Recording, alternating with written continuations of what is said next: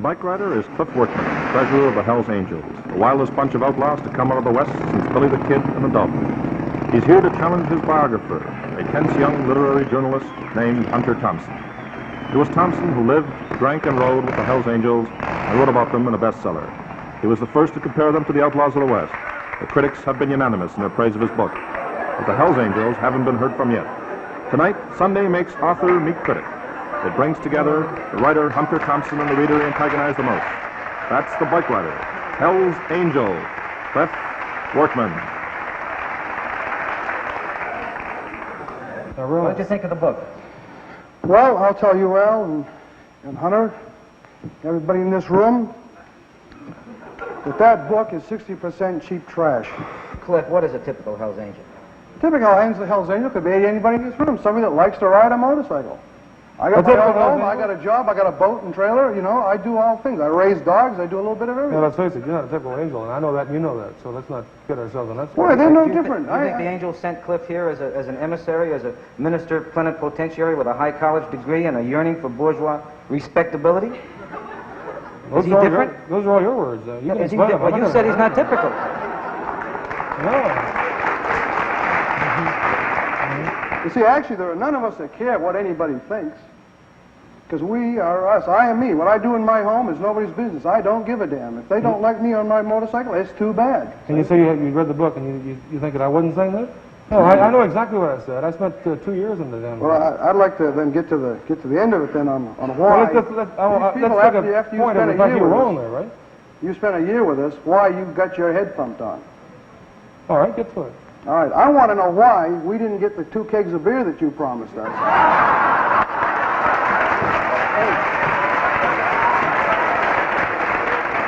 Well, this guy here, he's sitting here and he's making $1 million, and he made it off of us. Maybe not quite that much. No. But if you knew what I was making on this, you're making something anyway. You wouldn't tell me that blatant credit. We helped you make it, right? Yeah. You said. What all about we making wanted, there was nothing about money, nothing about a share in the book, nothing about anything. All we wanted was a couple kegs of beer so we could all get drunk. And a copy of the book to each of the Oakland members. Yeah, I said that. And when you got your head thumped on, you wrote a letter to Ralph, and you said, see, and I got beat up and got my head thumped on. I don't owe you guys nothing. I didn't figure I did. But now, wait a minute. No, but you didn't tell the people why you got your head thumped on. Wait a minute. Which 2 kegs of beer are you talking about? What are these? 2 kegs that you were going to give us for... We've had you in our home, we've fed you, we've given you beer. You didn't pay for nothing when those runs. I don't think you were in my house. A lot of angels have been in my my house and drunk a hell of a lot of beer. Well, sure. So I think it's fairly well And they still like you. But they don't like what you're doing. Why did they thump him?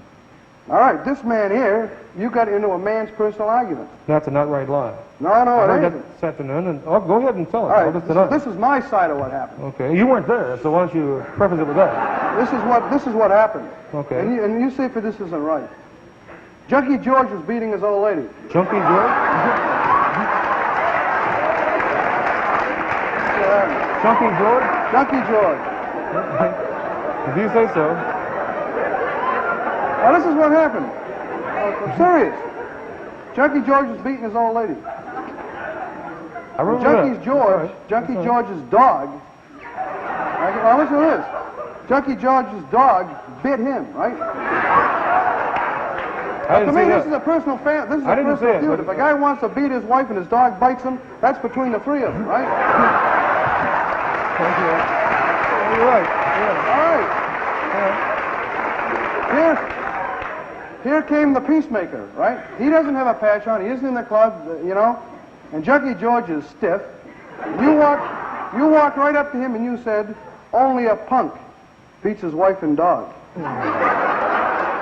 These were your words. Now, you said it. You said it to this man, and you backed up. You finished. And he said, Hunter, you want some of this? And you said no.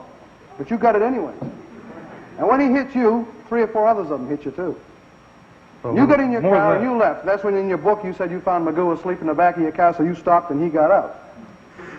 But the next day, if you'd have had any guts after living with all of these people, you'd have come back up there, had a beer, and sat down with everybody and said, all right, I made a mistake. Or somebody made a mistake, so what, let's have a drink. And we've never seen you since. Well, why don't you We've never seen our 2 kegs of beer, and we've never seen our book. You're finished. Are you finished? I was talking to Fripp. It was about 3 in the morning, and we were talking about whether my BSA 650 would run with his chopper.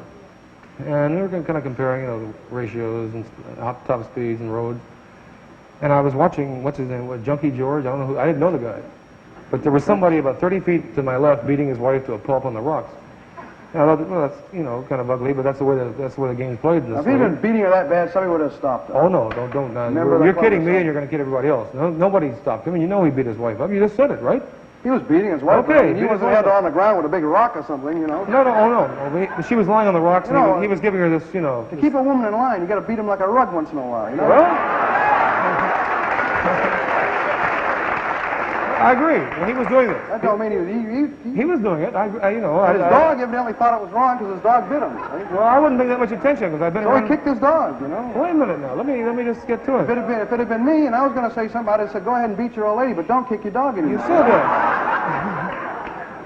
I'm sorry, Hunter. We're finished. Otherwise, I can't. Well, you can get my own version of it. I'm afraid you'll have to do it privately. All right. Thank you both very much for coming.